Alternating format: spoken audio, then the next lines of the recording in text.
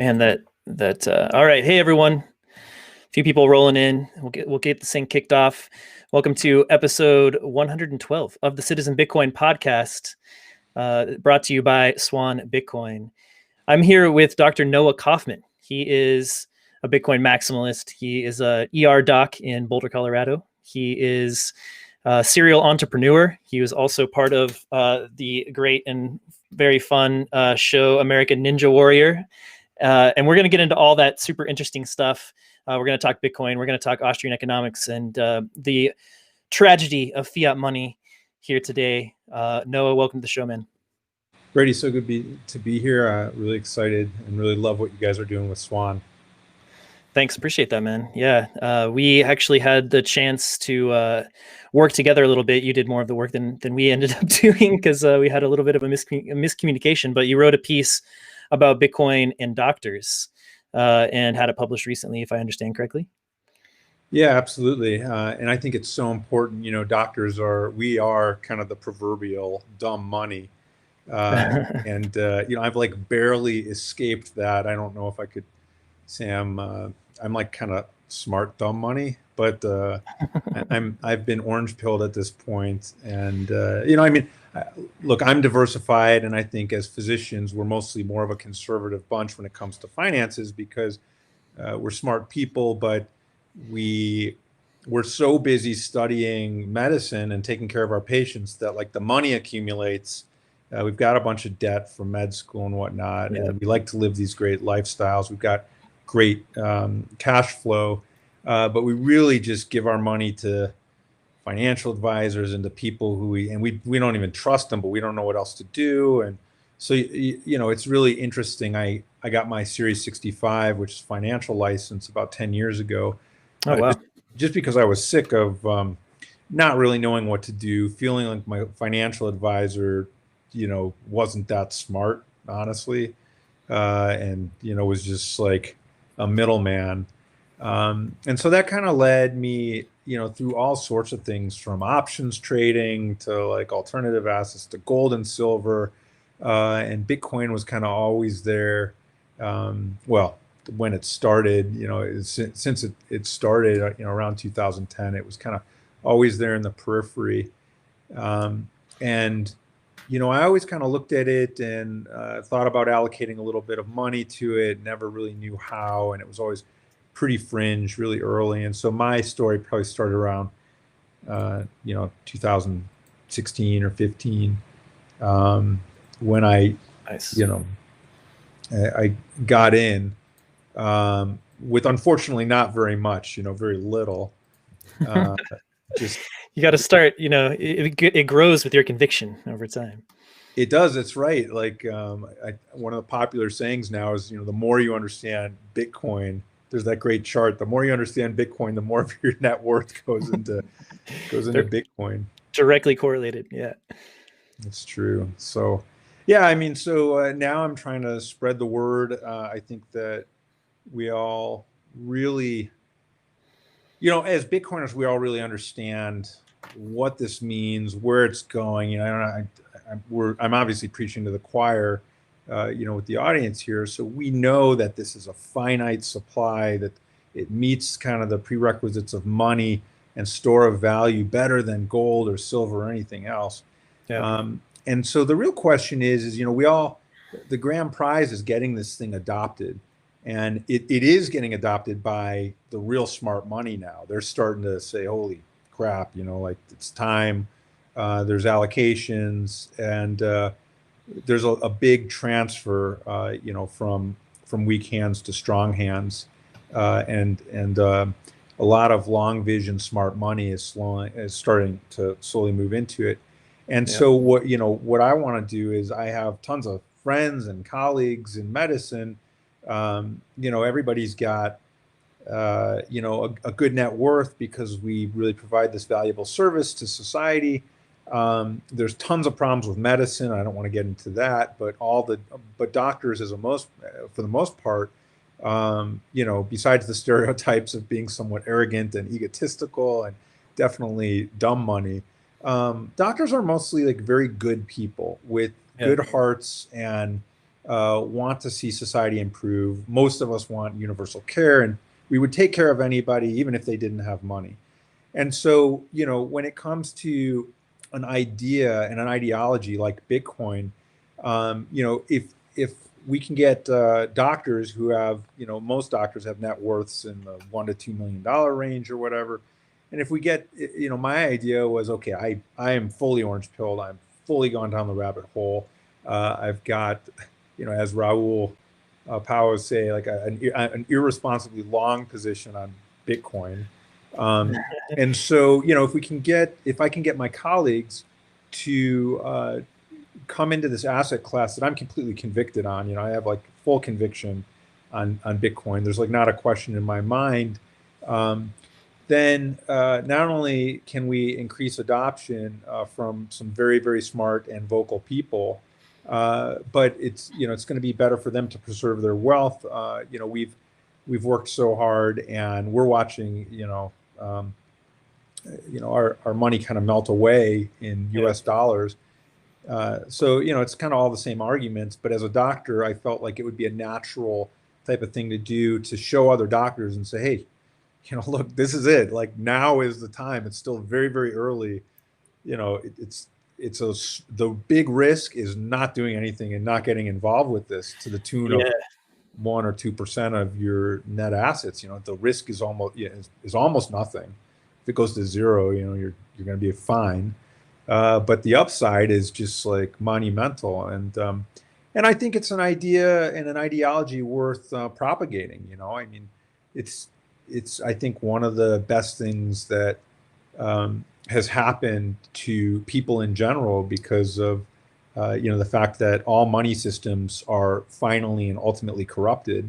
Mm-hmm. And finally we have an immutable, uncorruptible money source that, I mean, the technology is solid, the ideology is solid. And I think that the idealism that's inherent in a profession like medicine is the perfect place to go and say, by the way, with a ton of high net worth people, sure, there's just hundreds of billions of dollars in doctors' pockets that are, so anyway, I think that it's high time that physicians start paying attention. So that's why I wrote that article and some of my views. Yeah. So what kind of response did you get to the article? Yeah, it's been good. I have had quite a few physicians and physician groups, email me and request more information or ask questions. I think that there's still a lot of skepticism. I think that, there is a lot of blind faith in the dollar because of recency bias, because of, and the big concern is all, everybody's 10 years behind. It's all, oh, well, this is money that's used for illegal purposes. And this is a big Ponzi scheme. And this is, and so, and people don't even realize that these big hedge funders and CEOs of big companies are flooding into this asset class. And so, people think, oh, it's a bubble and I don't want to get involved and it's dangerous and it's a scam. And it's like the most rudimentary knowledge of what they've read, what they've read online. So it's important to have a voice of reason. And it's easier as a physician, honestly, just to trust another physician, because we don't trust financial advisors or lawyers or anybody else, because they're just so full of shit. So, well, that's good to hear. I think obviously, like, one of the a great demographic to go after and convince. And I think doctors, like yourself, would make also wonderful advocates once they're convinced. Just being able to argue in favor of Bitcoin and just spread amongst that community itself. So what I found interesting there is that you just kind of wrapped up with it too, and mentioned it again, that you had to become basically a financial manager. You got your C65. Is that okay? One, because you don't trust other people with your money, right? You want to, Yeah. you want to manage your own money. Do you think that has anything to do with the nature of fiat money, requiring you to understand all these investments as a store of wealth instead of just having a money that actually functions as a store of value? Yeah, it's fascinating. And I really do think that it's by design, but when you think about it, we don't have any education growing up or through, unless you like actually go into the field, we don't have education into medicine, you know, which is stupid because any one of us could suture your own leg up if you cut your leg. Yeah. And there's a million things that you could do, but no, you've got to go to the hospital and spend $2,000. It's ridiculous.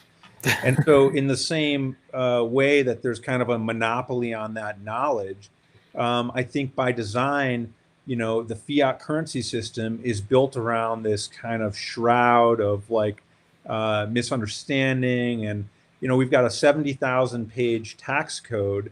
We've got a bunch of smart people who utilize lawyers to avoid taxes at the very top. And then Yep. everybody else, it's like the whole system is shrouded in such complexity and such mystery.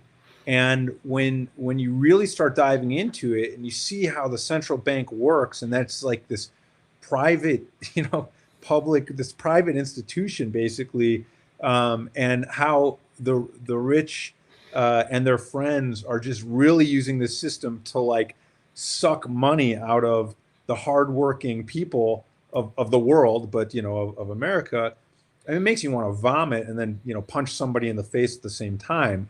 Bitcoin, something as simple and elegant as Bitcoin, finally gives us literally some hope. And I think it's funny, you go to hope.com now and you get Michael Saylor's Yeah. nonstop education. That guy's great. I love him, but He's so good. he's so good. But like I think that when you start to question the dollar and when you start to realize things like they printed 22% of the dollars that ever existed last year, like how does that work? Like how's that going to affect the price of coffee, and of a Big Mac or something? When you have this like unlimited supply of money, um, it's supply and demand. It's like super easy stuff. It's like Yep. unlimited supply. Well, okay, if I've got a $1 billion and you've got $1 billion, how much is a cup of coffee going to cost? Well, who knows? Because everybody's got $1 billion. So how can you even, and so that's what we're moving towards. Finance has always been like that, but it's always, it's in this kind of, it's been in this huge credit cycle and debt bubble that just keeps growing and growing and growing. And finally, we're towards the end of that. Galileo are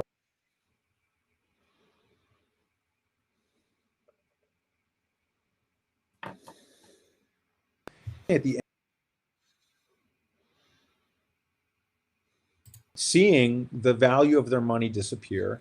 We're seeing, live like, the interest rates at zero, and money is so cheap that it's practically free.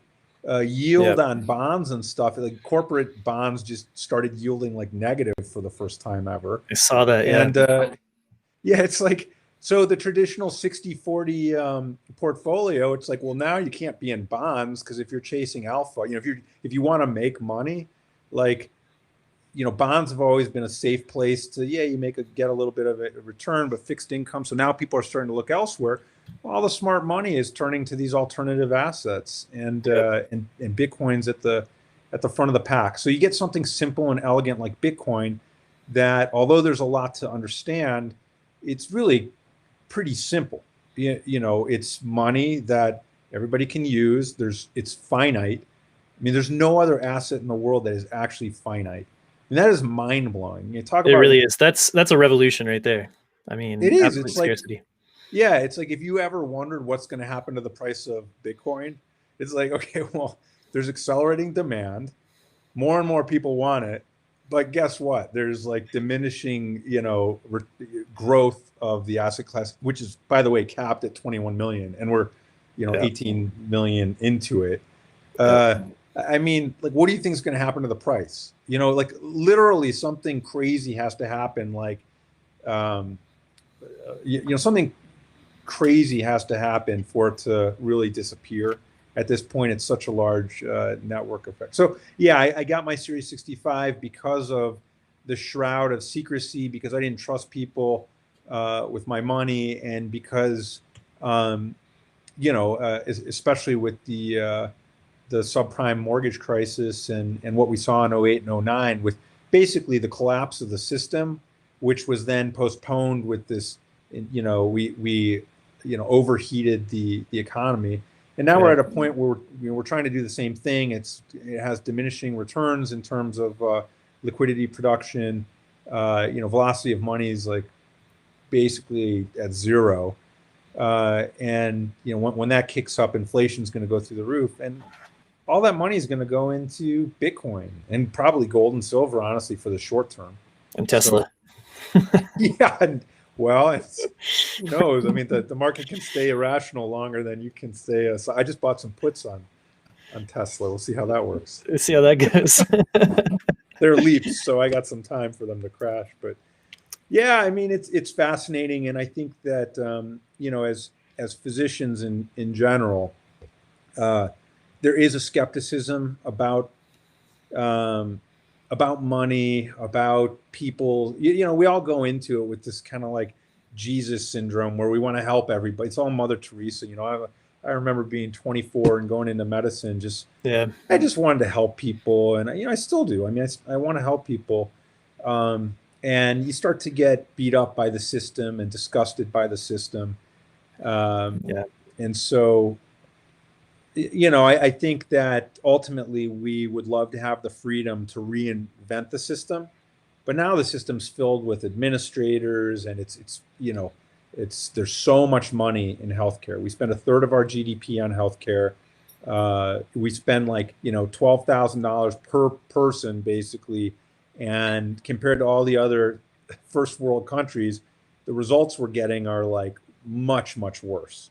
Yeah. So a lot of problems in medicine, and I think that on the ground we're practicing good medicine, but structurally the whole thing is massively problematic.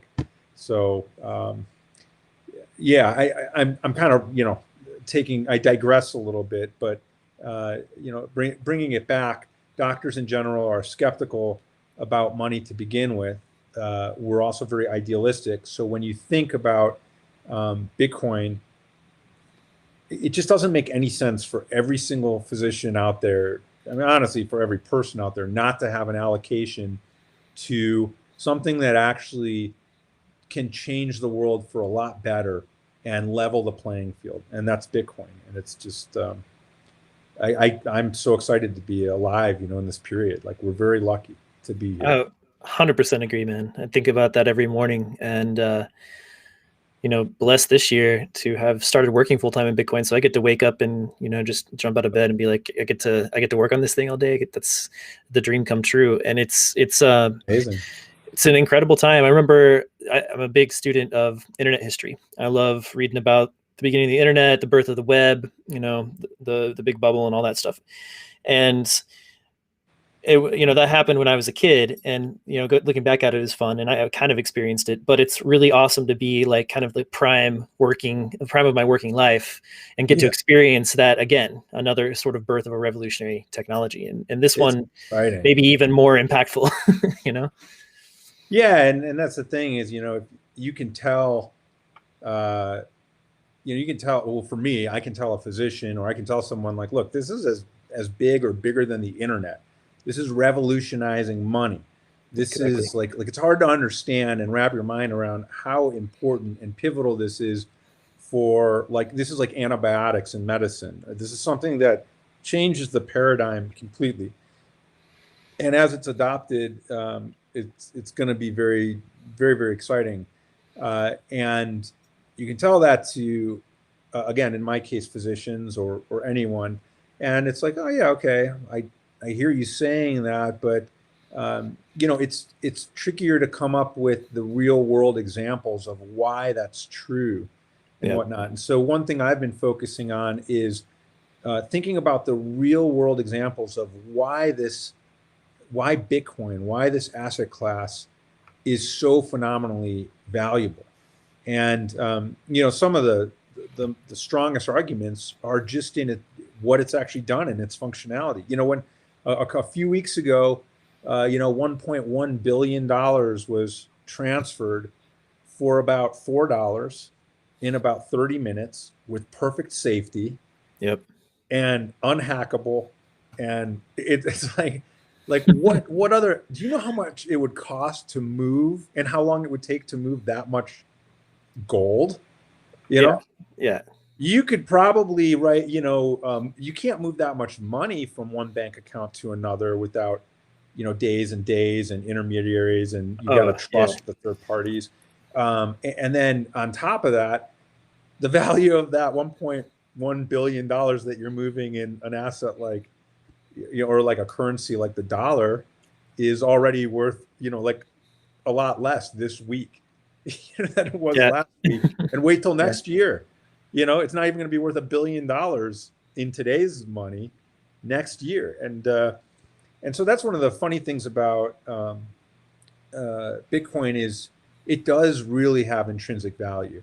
When we have, I'm an optimist, I'm a futurist. When we have colonies on Mars and the moon, you're not going to be sending gold. And the dollar's not going to exist in the way it does right now. It's a piece of paper. It's just like the images of the wheelbarrows with the money that they're using for fire starter, in Zimbabwe or Venezuela now, or the Turkish lira. I mean, it's like they're all going the same way as all corrupted monies go. And so, where do you fall back to? Gold or silver? Okay, it's like totally archaic. You can't move it around. It's a manipulated market. And so you're left with Bitcoin, and that's why all the smart money is moving to it. And so we got to get the people involved. I think the people need to buy it up before. I wish that more of the people were buying it up before the governments and the hedge funds and everybody else does. But that's the way that money works. It's always going to be like that. Yeah, and the adoption of new technology, that graph that we see a lot in Bitcoin, on Bitcoin Twitter, and just in technologies in general, where you have the early adopters, and then the smart money comes in, and then it's sort of mass adopted right after that. And I think we're transferring now from the early adopters to the smart money, and it's basically, this was this past 10 years that was your chance as just a regular Joe to front run the smart money. It's starting to come in now, and I think we've got a little while longer. I mean, it's still so early. It's hard though. Most of the doctors I talk to, oh my gosh, Bitcoin's $19,000 for a coin. I don't want to buy a Bitcoin. Yeah. Well, no. This is subdivided, just like pennies to a dollar. This is subdivided into these things called sats, and you should just buy. You could spend $100 or, like I love Swan because I don't have to look at it. I know that every week I'm just putting money into it, and every week part of my paycheck is going to Bitcoin, and I'm cost averaging in. And for anybody who's watching, I don't get paid by Swan. I'm not, I don't earn anything from them, but I do use y'all's service. I also use, I've got cold storage. I also use BlockFi. I use Voyager. I think that, we're all in it together, and we want to grow this industry. I just want to do everything that I can do because I really think that it's just so exciting, and it's unbelievable. So it's so exciting, man. Tell me a little bit about your story, your Bitcoin story. You said you got in around 2015, 2016. Yeah. The evolution of like your conviction, who you looked to in terms of like education, et cetera. What's your most recommended like resources now to doctors trying to orange pill? Yeah. So, well, I guess first and foremost, I've always had an interest in finance.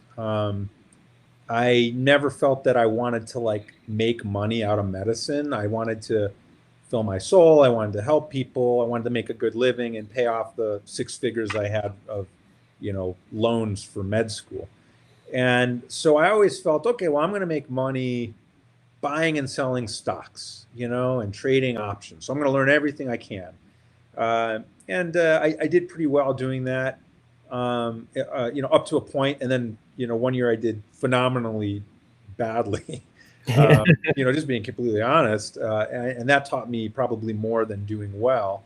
Sure. But I really realized along the way that everything was kind of rigged for the smart people who had their, the algos and Yeah. and like the best I could do was, kind of buy and hold and be a part of the system. And so I started hearing about Bitcoin when it was coming out because I was really, interested in this stuff. And I actually wanted to buy some. I had no idea how to do it. I was so busy. And of course, just like so many of the rest of us, I just didn't do it, but it was there. And then, I started doing Ninja Warrior, and you'll see how this ties in. But Nice. My buddy did Ninja Warrior, and I've been a rock climber like my whole life. I'm super passionate about rock climbing. I actually probably identify more as a rock climber than I do as a doctor.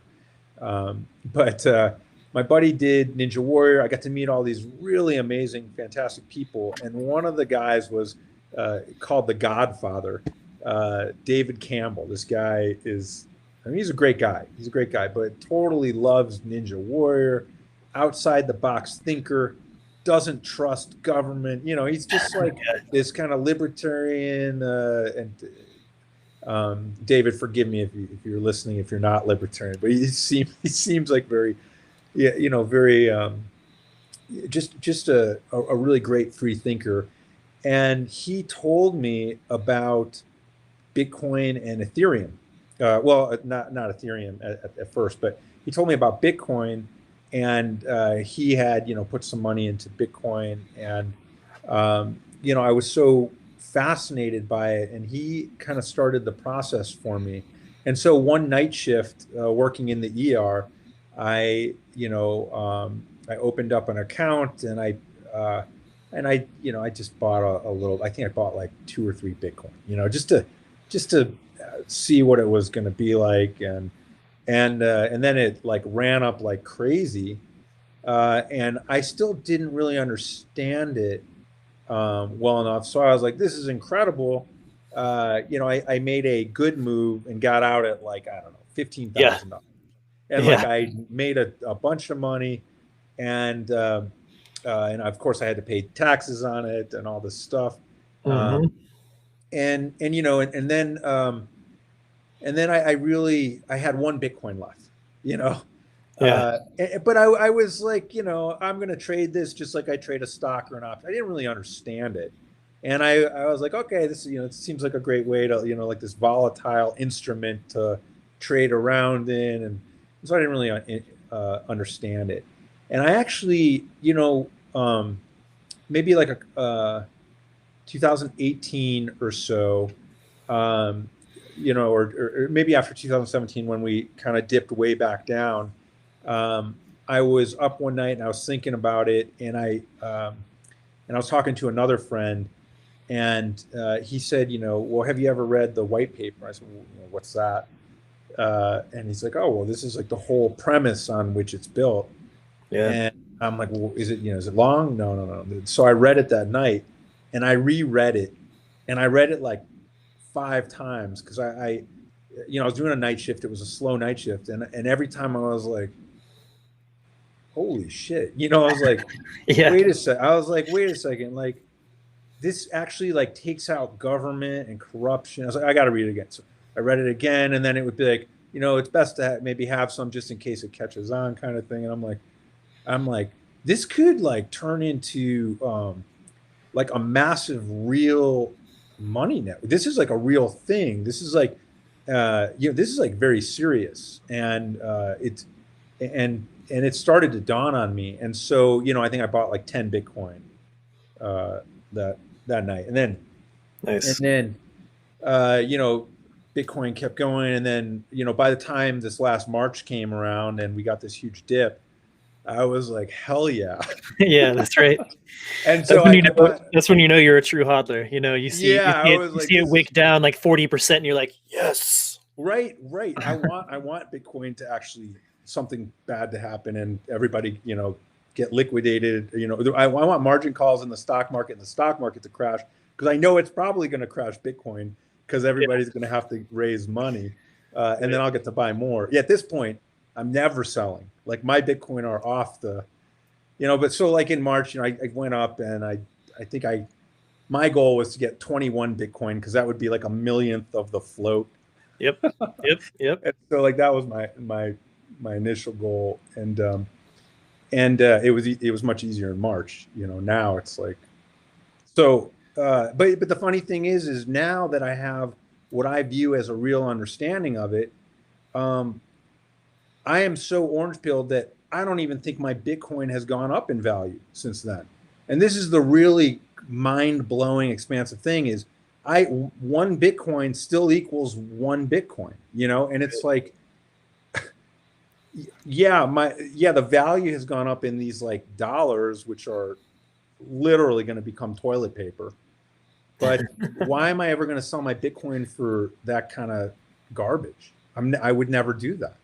Maybe I'll trade my Bitcoin into some property someday if I need it. Maybe I would take it out and use it if I had to for something. I'll give some to charity if it keeps doing super well. But I'm extremely bowled up, and so American Ninja Warrior got me into Bitcoin through the Godfather, David Campbell, and That's and, amazing. and and actually, I still have like 50 Ethereum that I bought, when they first started. So, I am a maximalist, but I'm probably not going to sell my altcoins, just because why not? Although I really want to put them all into Bitcoin, Yeah, but just got but you I'm want like, to. I'll just leave those. It's you know Yeah, it's change, the crypto pocket change. yeah. I Yeah. So all right, tell me a little bit. Let's take a little American Ninja Warrior tangent here, and rock Yeah. climbing for that matter. Like, so first, what was your experience on the show? I actually have a friend who did it as well, um, and I don't know. You might know him. Chris Krulik is his name. Yeah. Yeah, Yeah, yeah, of course. yeah, yeah. I went to high school with him. Oh my God. Grade school, for that matter. Oh, he's fantastic. He's one of the nicest guys ever. Super cool dude. Yeah. Yeah. So I had fun watching that show when he was on. That's how I got introduced to it. So what was your experience like? Seems like a really cool thing. Like just a Yeah. So I mean, like, fun look, community. I was never gifted naturally with athletic skill.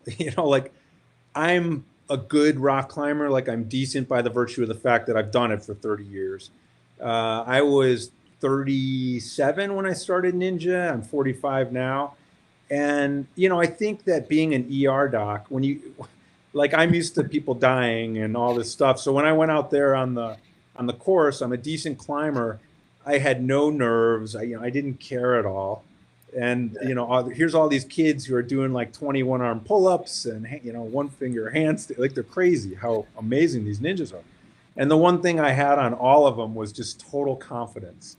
And so, it's funny because, naturally I wasn't incredible, but some of my friends were. So, I did it with a couple other climbers, Isaac Caldiero, who won and became the first American Ninja Warrior champion.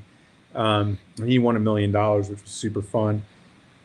Brian Arnold and one of my best friends and business partner now, Ian Dory, who's just like, you can't find a better guy in like the world. And now he trades Bitcoin.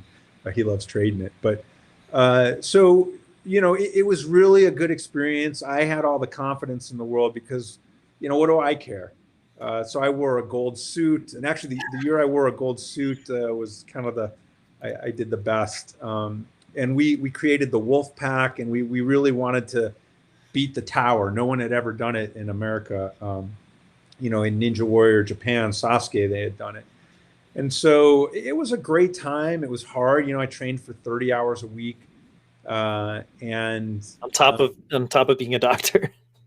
yeah, I literally went down on I would work nights, and I would work like 8 nights a month. And so, 2 nights a week. And so I kind of put that medicine aside so I could try and win Ninja Warrior. I was never good enough to do it, but I got pretty far into stage 2, and was top 15 guys or something every now and then. I won money. I did 7 seasons, and we did Team Ninja Warrior. It was a blast, and those guys are great. The filming, production, all of it is top notch. Yeah. Matt and Akbar, great. And we were like a big family, and the ninjas would go out and party Yeah. whenever we would film, wherever we would film, and it was a lot of fun. And I'm glad I'm done with it. It's hard on your body. It's hard. Yeah, I can imagine. Lots of bumps, bruises. Did you ever break anything? No, no, no. So I was like super careful, and I think Yeah. in climbing I was pretty good at falling, and I was pretty good at warming up real well. And I think since I was so loose and relaxed, Yeah. I remained injury free the whole time. So Nice. uh, yeah. Yeah, injuries aren't very common on the show, I guess. So, which makes sense. They take care to Well, prevent that. they don't show them. Unfortunately, there are quite a few Yeah. broken bones. And my Okay. first season, I put a guy's shoulder back into place. I relocated his shoulder like on the set. They aired it on TV. It was crazy. It was pretty cool, actually. Reduced his shoulder, but Is there a doctor in the house? yeah, seriously, yeah. But no. So Ninja Warrior was a really great thing, and I guess um, that also ties into my Bitcoin journey because I've never really been scared to try new things. I think Helen Keller said life is either complete daring or nothing at all, and I think it's totally true. We're here for like a moment, and you want to make the world a better place and leave it a little bit better than you found it, and kind of enjoy yourself. We're all on the same team, and right now things are so divisive and polarized in our country. Yeah. And to have something like Bitcoin, where there's really quite a bit of hope that it can really make things quite a bit better. I think that a lot of people don't realize what we have in store. Like we've got the real challenges coming, like the virus. Yeah, we've got the vaccine now, and I'm going to get my vaccine probably, in, I don't know, less than a month. Mhm. And everybody's going to get vaccinated. And I think it's going to be very good. And life's going to kind of come back to normal in some way. But we're still at the end of this credit cycle. We still have this division between the rich and the poor that's only gotten worse. Yeah. We're still on the brink of a massive banking crisis in Europe. There's a lot of structural problems in the economy, and before this is all said and done, they're going to be printing a gazillion more dollars, and so we're right on the brink of a lot of much tougher, really hard times, and it's fascinating, but it's a little scary as well. And so it was fun to do something fun like Ninja, and now it's fun to be a part of this Bitcoin movement and a part of the cheerleading that goes on and the education and whatnot.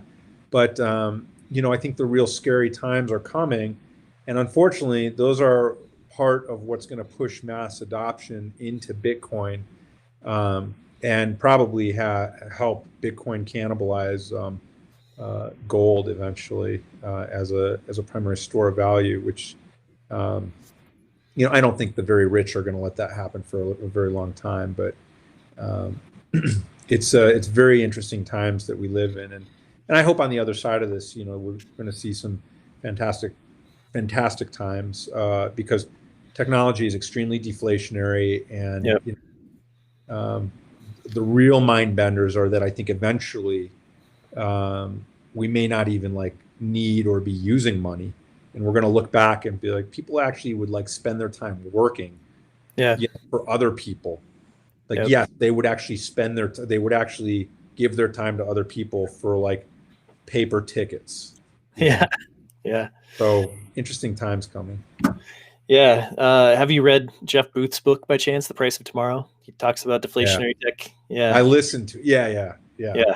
He's Yeah. awesome. He's a great thinker, and yeah, for anybody who wants, he did a great podcast on Palisades, I think. Palisades is a really great, they're very much precious metal people, but yeah, Booth is great, and Price of Tomorrow is fantastic. Everybody should read that. Yeah, it's fascinating, and we talk about like everything is advancing exponentially, right? I mean, it's Yeah. because this is all exponential technology that we're kind of building civilization on top of, rebuilding civilization on top of it, including the money, which you could argue is the foundation of civilization. And Yeah. at least for now, until we get to the inflection point where we just don't have to work anymore, we live in like a Star Trek world. Uh, Yeah, I mean, it just what you said there is so important. Where money is kind of the bedrock and kind of the starting point for civilization. I don't think people realize that money is as important as fire or as language. Money is a way to represent time and energy. And sailors talked about this a bunch. But when you start getting into the philosophy of this stuff, and of course, it all leads back to why Bitcoin is so groundbreaking and so important for the world now. But when you get down to it, just like when you think of, like, if you want to have a campfire, right? You get these logs, right? What's a log? It's a piece of a tree, and what it is it's stored sunlight, it's stored energy, and when you burn it, it releases that energy, and then you get warmth, you get fire, you can cook food, you can melt metal and make a spirit. You could do you could do whatever, but wood is a form of money when you think about it. And it probably was early money. I'm not a historian, but I'm sure there were places where a good bundle of wood, you could trade that for whatever it was, shells, or whatever the money was of the day. You could still trade wood for money, and people make businesses out of that. But money is a form of stored energy, and when you trade it for wood, you're trading two forms of stored energy. And so when you think about it, you're generally trading money for another form of production or energy, and it's either energy now, or it's energy later, and you can save it. right. And the ability to save up energy and save up money makes it so that when the winter is really cold, you can buy something that you can live through it, and you can have this saved money. And so you don't, in the middle of winter, you don't need to be as productive as you were in summer when it was nice, because you've saved up the money. And okay, so now we've got that kind of as a basis.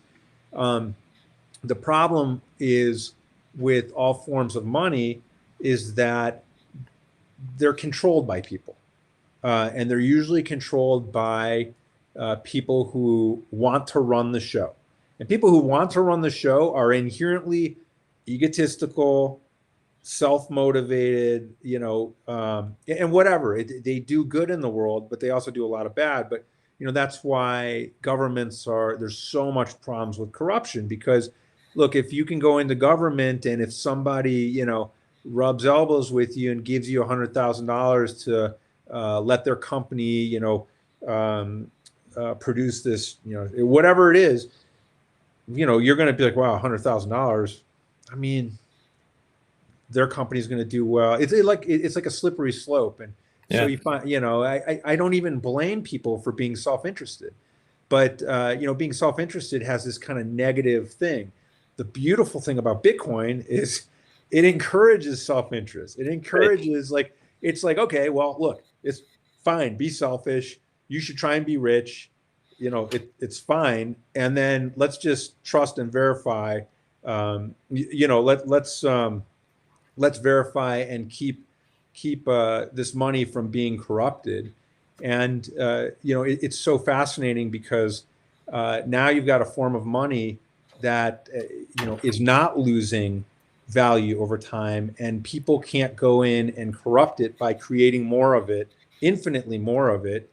Money has these five principles, Yep. obviously, and Mhm. scarcity is just one of the most important things, because if money's not if money's not scarce, then if it's just kind of ubiquitous, if it's everywhere, if money was like sand on the beach, well, everybody would just go to the beach and get a handful of sand whenever they needed it. And everybody, It wouldn't make any sense. Right. And so, And I think it's because time is scarce, right? Time is scarce, energy is scarce. Like yes, you can't create energy.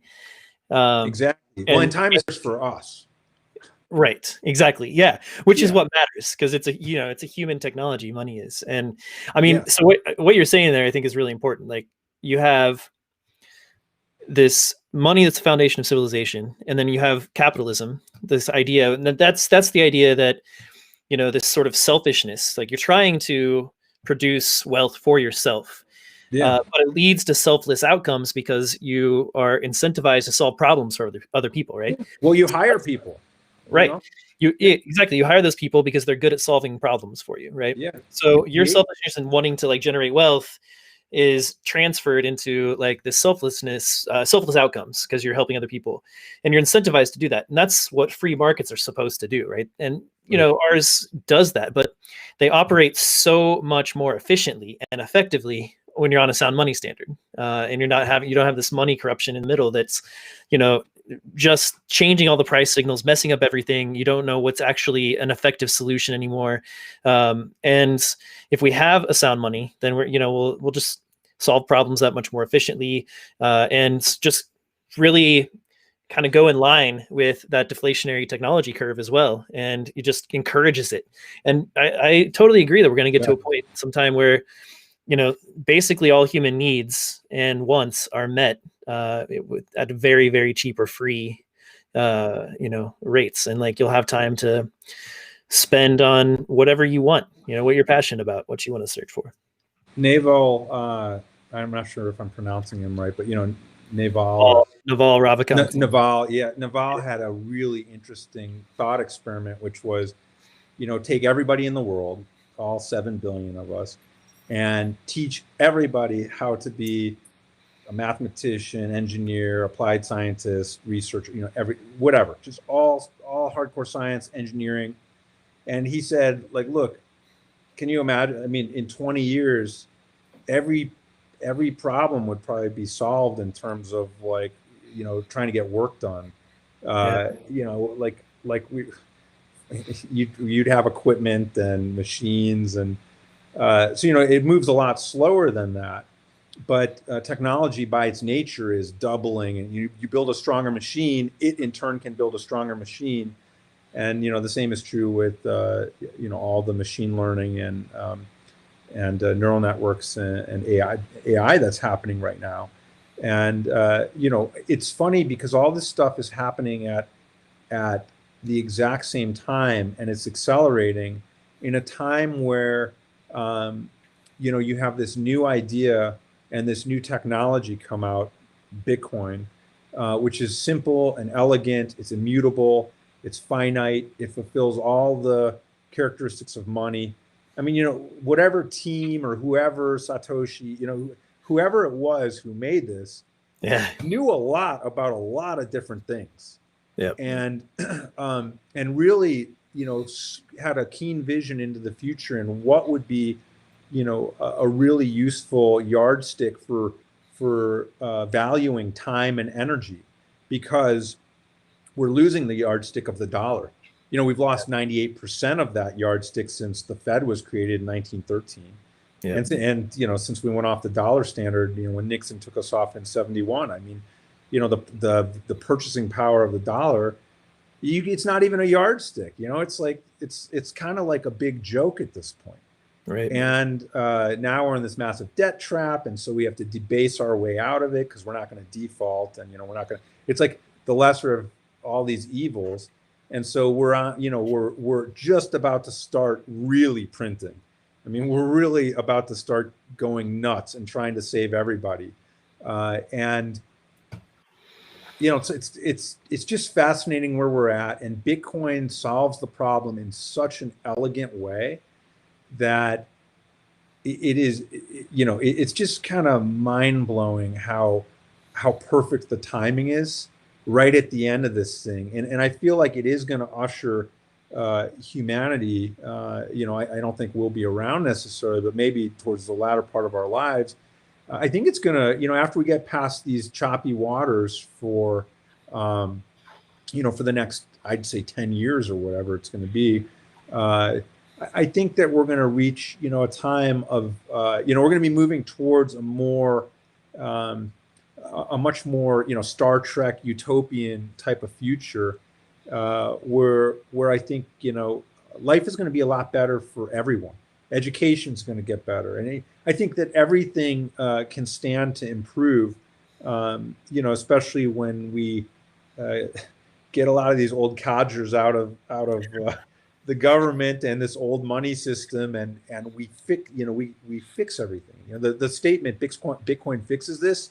Right. That's like literal, like it literally fixes so many problems. I mean, I'm can't wait until medicine, especially just because it's been my career, benefits from Bitcoin adoption and blockchain integration, especially with regards to like HIPAA and healthcare related information, which, right now it's Wild West and just it's caveman days in healthcare still. It's really pathetic, given what we're capable of technologically. Like, it's held us back so much. I mean, if you see, you go to the website WTFhappened in1971.com, and yeah, right. It's great. It's just like simple genius. But the first chart, which is my favorite, and I think that's why they put it up at the top. And it's also like the share image when you share the site on Twitter and stuff. Yeah. It's the graph of productivity. It just kind of keeps rising at the same pace. But in 1971, wages kind of just basically flatline. Yeah. And that's like the perfect chart to explain time theft. And it's, if you think about it, like the technologies that could have been built if we had like fair compensation for that productivity, over time, and like people were actually, rewarded for that productivity, it would just be, the cycle would have been much faster in terms of progress and of these technologies and stuff, I think. No, that's right. And what people don't realize is that it affects education, it affects every part of society. So it's not only a time theft, it's a true productivity theft. I mean, you think it looks like the productivity continues, but that's like productivity as measured by, output. And that's not like a rate of change productivity. That's not productivity. That's not investment productivity. That's not like the return on the investment. It's like a losing proposition. Like eventually that productivity goes down when society starts to fall apart, because people have to work 3 jobs and they, and nothing works, and everybody's so dumb that you literally have the fulfillment of like the Mike Judge, is it Mike Judge, the Idiocracy, that movie? I think so, yeah. And it's like, yeah, I mean, you're right. It's and it is theft. And it's so funny because, for years and years and years, everybody, China, it's sweatshops and Apple's making these iPhones, for 30 cents. These people get paid nothing for wages. But then like we're moving in that direction. Yeah. And so it's really scary. And I've seen the changes in healthcare and just in my life, I've seen the changes, and I feel like, we really need to kind of redefine our focus. And the thing that's hard is, capitalism is great and free markets are really great, but if they're always looking for money as like the bottom line, because money in itself is losing value over time. And so making more money needs to be the most important thing. If you have, so that's the thing about the whole, about Bitcoin and about like an immutable, uncorruptible, decentralized way to pay each other and value each other's time, is all of a sudden you don't have to like, Michael Saylor took, his whole company's treasuries and put it into Bitcoin. I mean, like, which makes sense, but imagine if we didn't have to do that and everybody was on the Bitcoin standard, all of a sudden it's not all, it's not necessarily about being, staying ahead and keeping your company going and staying, chasing those quarterly earnings and like planned obsolescence and all that stuff. It incentivizes all that. yeah. Now all of a sudden it's like, okay, well, you can do more with your money in terms of something good for society. Yeah. You can do more programs because all of a sudden you're not losing. We're all in like this losing game right now. There's, it's all of our money is not. I mean, we're not because we've got some Bitcoin, but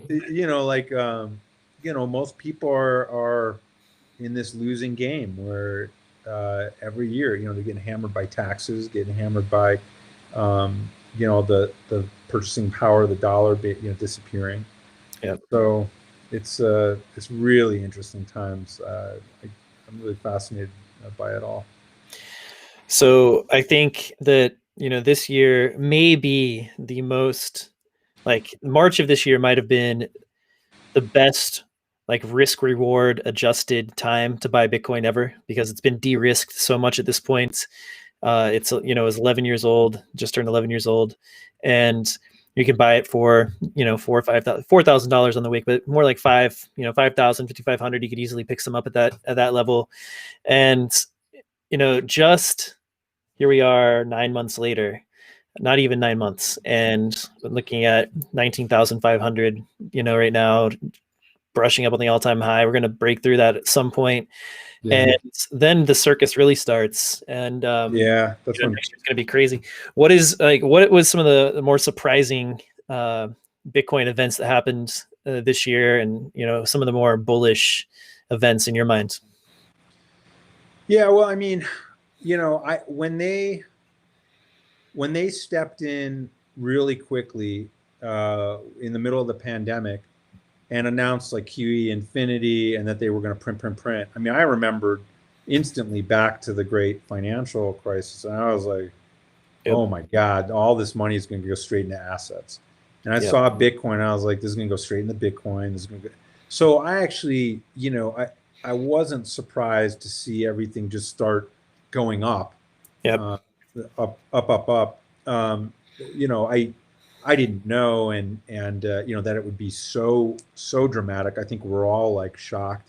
If you told somebody that the stock market was at its all-time high, but Yep. the joblessness, I mean, if you were to tell us like last year this time, what was going to happen over the next year, pandemic was going to come, that was going to kill a gazillion people, but then it was also going to be politicized and used in all these ways, and there was going to be very polarizing, and people were going to have thoughts on every side, and the markets were going to crash. But then later in the year, protests in the streets, protests in the streets, social unrest, stock market at all-time high though, so don't worry. Don't worry. You'd be like, wait, what? You'd be like, that doesn't, okay, all right, like, so I think greatest economy of all time. Yeah, right. It's just based on the Dow Jones Industrial Average. That's greatest economy. It was unprecedented, had never been done before. But so that what I think was surprising was how far, just kind of how far Bitcoin dropped, and so for me that was like an indication that the hodling wasn't quite as strong as I had thought at that point in time. So for me, being a true hodler, like I'm never going to sell Bitcoin. Like I'm going to transact in Bitcoin in 30 years probably. Like dollars are garbage to me, so I don't like to value Bitcoin in dollars. It's like it's so funny. It's like one Bitcoin is one Bitcoin. Like that's its value, and like. Yep. It can buy more things, but like, tell me what, how much real estate a big exactly. What matters is the percentage of the blockchain that the percentage of the supply total. 21 million. What percent of 21 million do you own? Like that's 21 million. It's like, I want to see that number go up. Yeah. So I think that it was surprising to me how much Bitcoin sold off, and what I realized was that there were some other metrics I needed to look at. So now, Like there's some really fascinating charts about the amount of Bitcoin held on the exchanges, Yep. and it's going down. It's going down more than it's ever gone, and we are transferring to really strong hands, Yep. who are going to run this thing through the roof. And so, I've never been more sure of Bitcoin's purchasing power going up. I'm not going to say, it's dollar value. And plus, who cares? Like, who cares if Bitcoin is, let's say it's $500,000 a coin. Like, who the hell cares if, like your house is worth $80 million? Like if Bitcoin is $500,000 a coin, yeah, there might be like this window where that will buy you a bunch of stuff, but it's hard to even say because you're using a yardstick that is just keeps getting cut in half and cut, and it's like Zeno's paragraph, or a paradox where it's like, it's like, the dollar is going to be worth like 0.00000 cents, compared to what it used to be. So, but I was surprised at that so many people sold, and I think that because of that, I am more prepared now for another event like that. I do think that at some point there's going to be a reckoning in the capital markets, and I think that the stock markets are going to have just incredible volatility. And I don't know if it's going to be, a Great Depression, like 80% correction. I don't know if it's going to be a 40% correction, 50. Those things always happen. There's going to be some massive correction in the stock market. And we know that the notional value of derivatives in this world are quadrillions of dollars. Okay. Yep. And we know that people are so leveraged that the only place that they can go and get money from is to liquidate their liquid assets. Well, Yep. Bitcoin is a very liquid asset. So I don't care, who's a hodler and who's not.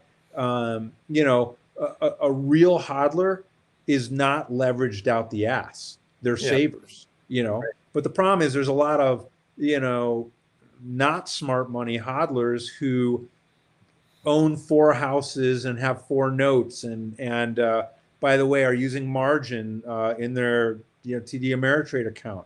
And guess what happens? Their Bitcoin's going to be worth $200,000, but all of a sudden they're going to get margin calls, and their houses are going to, the housing market's going to crash, and so all of a sudden it's going to liquidate, and the smart money is going to just sit there and just wait for the dip and buy more. But what I learned from March was that it's totally possible that we get another big correction. But is it, so maybe we're at 100,000 and we come back down to 20,000. So I don't know what or when or how much, but I do want to be ready just in case, because I have full conviction. So that was one of the biggest lessons for me. Everybody's so bulled up throwing out big numbers for the coming years. And great, if that happens, great. But, I think that everybody's thinking about it in dollar terms. And I think that we need to be ready for another black swan event, like a massive banking crisis. We've had liquidity problems, but if we get an insolvency crisis where 20% of these zombie companies fold and everybody's out of a job, and now they're literally sending more helicopter money and UBI and all this stuff, but the stock market collapses, I think you could very well see a big collapse in Bitcoin and the price of Bitcoin. Could go the other way. I don't know. I have no idea. But what I'm saying is March was surprising to me, and I was in a position to take advantage of it, luckily, but like not anywhere near, what I would have liked. I wish I had hundreds of thousands of dollars sitting there in March to, so what I think is I want to play contrarian and say, yeah, Bitcoin is going to the moon, probably. I don't see how a finite supply with accelerating demand doesn't go to the moon. I mean, it's going to the moon. It is. It's either that or it's something we don't know and it's going to fail somehow spectacularly. Exactly. Which I just don't see that. But on the way to the moon, could it get like annihilated, and could the price fall down to $4,000 again? It's not outside of the realm of possibility. Seems unlikely, but I want to be ready for that. And so, you know, I'm accumulating still Bitcoin. Like with Swan, I dollar cost average every week. And again, I don't get anything from Swan or anything. I like the idea that I'm consistently buying and dollar cost averaging, because that's like you can't time the market. So, right. you know, you could put all your money into Bitcoin now. It could be the best move ever, or it could be $10,000 next week. You know, it really could. So, you know, but I'm storing up a position, and I still have some short-term cash that I'm building up, and I don't put it all into Bitcoin. I'm a maximalist, but you know, at this point, I'm opportunistic also, and I see potentially really bad times coming. So, you know, it's good to stay frosty and have options. And so, you know, that's kind of where I'm at now. Although I'm hyper bullish, just like everybody. Long-term hyper bullish. Yeah, exactly. It's a long-term game, and that's one of those things you learn as a little more in the space. It just lengthen that time horizon. That's why dollar cost averaging is good. I mean, it's still early days, like you were saying earlier. You know, it's still early. It's accumulating now. Makes sense. It's gonna make sense all decade long, I would imagine. There's gonna be ups and downs because, you know, like you said, Bitcoin's liquid. It's not immune to, you know, what's going on in the market around it. It's you know, it's correlated at times, uncorrelated at times. But when you have a massive, you know, liquidity crisis, there's, you know, it's going to go down. It's going to suck it out of Bitcoin. Yeah, and hodl. I mean, if there's one thing I would tell anybody, it's hodl. You know, don't do what I did the first time, which was my first time around. I sold my few Bitcoin for you know, a profit. Yep. And you know, I mean, you know, I just hodl. Just hold. That's all you got to do. Hodl on, man. Hold on for dear life, and just forget about the Bitcoin. Make money. Put more money into Bitcoin. You know, put a certain amount aside every week, and you know. But yeah, we didn't really get into it. It does interest me, and I am wondering about the whole DeFi and earning interest on your you know, on your Bitcoin, which I think is interesting, and I do with a portion of my you know, holding. But I've heard some people say, you know, that's like picking up pennies in front of a steamroller. Yeah. And I get it, but you know, yield is good, and so, you know, that's someplace I want to learn more about, and you know, how, you know, not your coins, you know, not, you know, if it's not in your wallet, if you don't have the keys, not your coins. So, you know, that's a big place where I want to learn more, and I'm curious what's going to happen there. And it seems like there's more risk obviously there, but I think the future does have an element of decentralized finance, and you know, it does make sense to, you know, when you loan out your money for someone else to use it in a productive way, from like an Austrian economic standpoint, you deserve to make money for that, for you know, for loaning out your capital and giving it some velocity. You know, it helps society, and so, you know, it makes sense to. But whenever you do that, you do need to. It's funny because it's kind of like the slippery slope, and you do need to trust a third party, and you do need to take on some risk to do that. Yeah. So so that's really interesting to me, and that's where I'm focusing some of my time and thinking nowadays, and I have exposure to that kind of risk. But yeah, so I'm still learning, and I'm still learning about all that. But I recommend people go to, you know, hope.com, like Saylor's site. You know, there's great resources on Swan Bitcoin. There's great resources everywhere nowadays. The podcasts are just phenomenal that are coming out, and you know, amazing writing coming out, books all the time, essays being dropped by just incredible writers and thinkers. Yeah, it's an amazing time. It's changed so much in terms of education that's available out there, freely available in the past couple of years. It's just really built up, and you know, good timing. Bitcoiners say that the bear markets are for building, and the bull markets are, for like stacking, I guess, and just trying to survive. Because the bear markets are for building, and the Yeah. bull markets are for building also. They're for building. They're for growing, for sure. Yeah. Just trying to survive, because of all the demand that's going to come in. So that's one of the hard things about running a Bitcoin business. If you can assume that cycles like this will continue to play out, you've got to build and plan for 2-year bear markets where the intention is going to go away and the spotlight disappears, and then you're going to have like a feast period, and you just got to plan for it that way. Man, I think fireworks are coming. I think Yeah. the likes of which we've never seen. You can't, like, it's hard to wrap your mind around a truly finite asset. It's like, imagine if somebody told you, oh, there's only 21 million diamonds now in the world forever. Right. Like, how much would a diamond cost? Yeah. It's like, a diamond would be, look at the market cap of diamonds. You can know exactly what. And it has no other purpose, right? It's just money. It's pure monetary premium. I think there's that's it. That's what it's made for. It's designed to be the perfect money. It's designed to be honest and verifiable. Yeah. It's like, it's like actual trust. That's its intrinsic value. It's the world's first actually trustworthy money. Yeah. Or thing in period. Yeah, thing. Yeah. Yeah. There's nothing else. Besides math, which of course it is math. That's the thing is, it's an a priori trustable thing. It's like an actual yardstick.